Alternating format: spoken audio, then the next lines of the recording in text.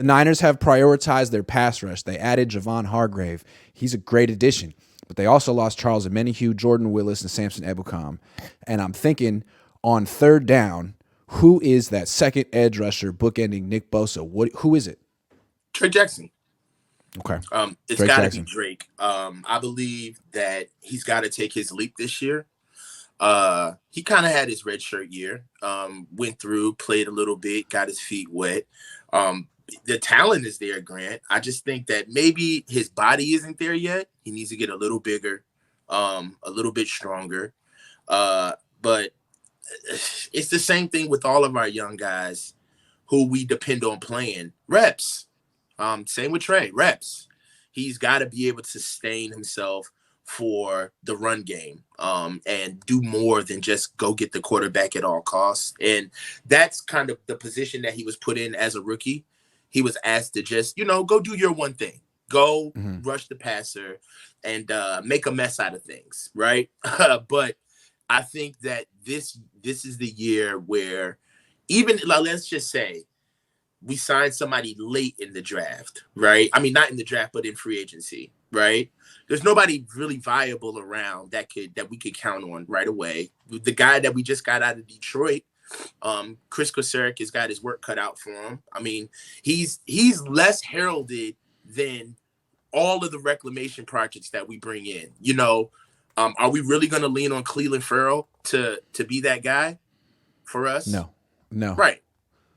Right. Even though we know that, past history has let us know that most of these guys are going to show better than what they were before they got here. I'm looking for Cleveland to kind of be a reclamation project, just like Samson was, just like Charles was. But well, let's stick with Drake for a second. I think Drake is really interesting because it looks like on paper, like he's slotted in to start at the end. This is his job. They drafted him last year. They probably knew they weren't going to re-sign Ebukam and Charles Omenihu. They were probably preparing for this. But we've seen Drake Jackson play, and they've lined him up at D end on base downs. He hasn't been great against the run. He could improve. But on third downs, the way I saw it, he either lined up at D tackle or lined up at D end and either shot an inside gap or straight up looped to the inside on like a stunt. And when I talked to Chris Kosarek last year, he said, if you watch his highlights from college, most of his sacks came from the interior. So, I mean, you look, they list him at 6'4", 273. At his pro day, he was listed at 6'2 and a half, 273. Man, that's Solomon Thomas size. He's a tweener. He's a tweener, and I think his future is more as a Omenihu replacement. I think he could do a really good job. I actually think on third down, you should have Bosa, Hargrave, and Jackson, and not Armstead. Lord forgive me. But I still think that edge, you're looking for like a D Ford, Hassan Reddick, real fast guy off the edge that doesn't even need to play forget first and second down. I don't care about first and second down. I don't think that guy's on the roster, but I do think they're going to try to draft that guy. I think they will. I think if they draft that guy, it'll probably be in the same ilk of Drake Jackson, but just on the inverse. They'll find a guy that he's a little light in the ass, but he's an outside guy. Right? Exactly. So an outside linebacker, but they can use him as a situational pass rusher. Yeah, and he's more of an outside guy because really, that's just. I mean, it's what we do, right? We engineer deficiencies, right? If we can't actually go get a guy to patch it up, we'll throw multiple guys at an issue. That's kind of what we do as a team. So from what I see, I mean, the flat out answer was Drake Jackson because that's the path, right? They drafted him. He essentially was our first round pick last year. Right? So you would look at him to be a guy to not spot play, but actually contribute and have a real role. And coming in his when you squint, doesn't he kind of look like Alden? He's got Alden Smith's number. He looks like he's got the length. He kind of has that like he stunts to the inside. Like Alden Smith was never a monster bend edge rusher, but he won in a variety of ways. Maybe that's what the Niners scouts saw in him because a lot of these scouts here were scouting and drafting Alden Smith 10 years ago. Maybe that's what they saw. I don't know. Well, Drake is a phenomenal athlete as well. Like that's another thing. Yes. Like he does explosive some freakish things in space, right? He can do backflips. Like he's very He's like a gymnast at 273 pounds. He's got long He's very arms. athletic. He's much more mobile, fluid than Solomon Thomas ever was, who was just a Yeah, big bundle yeah, and of I think we do need to kind of step that muscles. back. I mean, the numbers. Yeah, I didn't mean to say Solomon Thomas. He's better than Yeah, Solomon the Thomas. numbers notwithstanding, they are not the same athlete.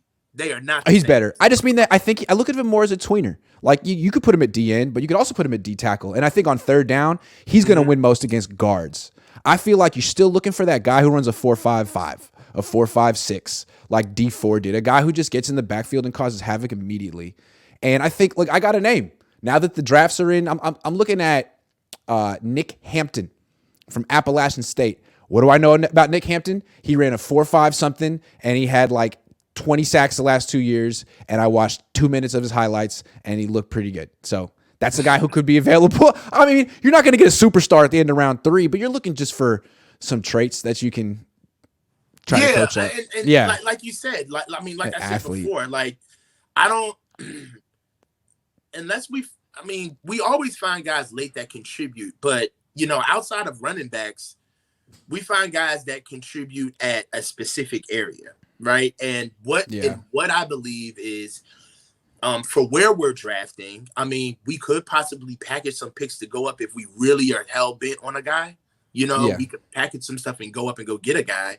But if we're standing pat, I think that what we have in the building with Cleveland Farrell, with Drake Jackson, and what we bring in with the draft is going to be the engineering of that one encompassing pass rusher that we need opposite Nick.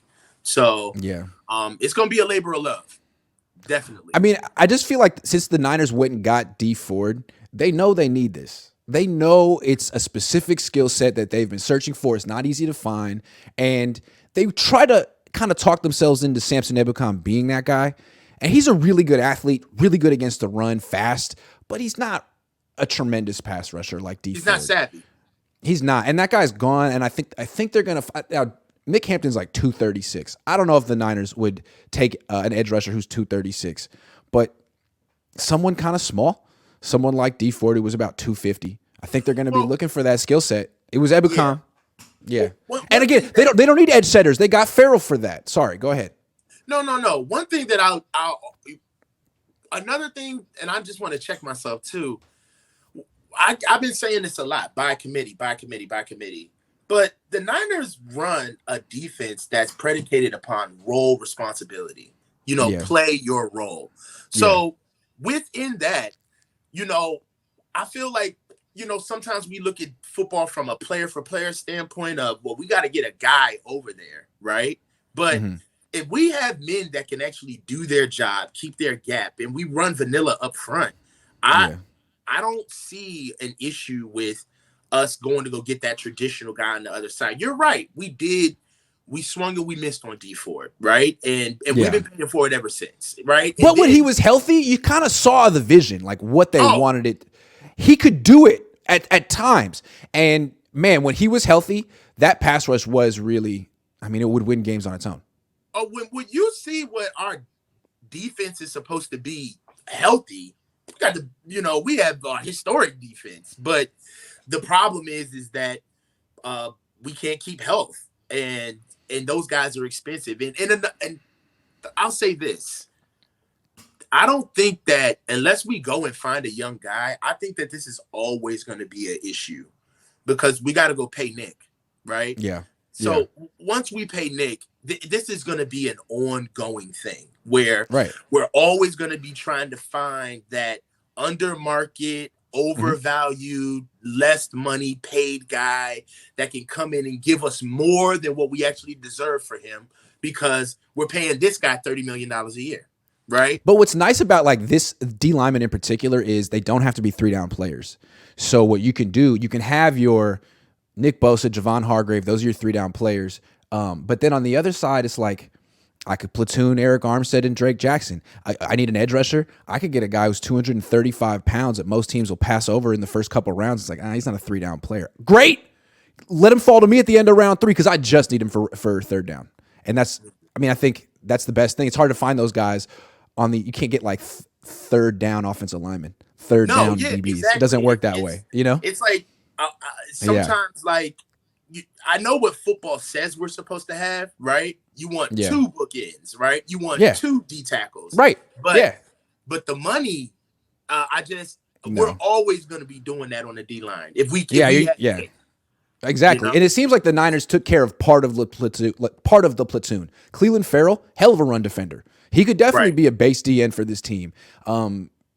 Drake Jackson could absolutely be part of a platoon as a pass rusher. I don't know where, but yeah, I think they need another pure pass rusher. Just a right. pure pass rush. You can't have enough of those guys. JCK510 wants to know what you mean by role responsibility on defense. So the Okay, Niners play that. what I mean by role responsibility is like the Chiefs. The Chiefs are they the Eagles. They Yeah. mismatch, right? Yeah. They travel. They play. They Yeah. go player for player, right? Yeah. With the Niners, we run a base set of a vanilla base defense where Yeah. we do not change. We do not let the offense dictate to us. We What we dictate want to to do. the offense, Yeah. They're right? going to rush forward, play, zone And we're coverage. going to And yeah. stay in our responsibilities, right? And Yeah. what the offense gives us dictates our role. We don't throw in extra guys and get out of position based on what the offense gives us. We stand pat to our rules because we trust in our base defense. That's what I mean by role defense.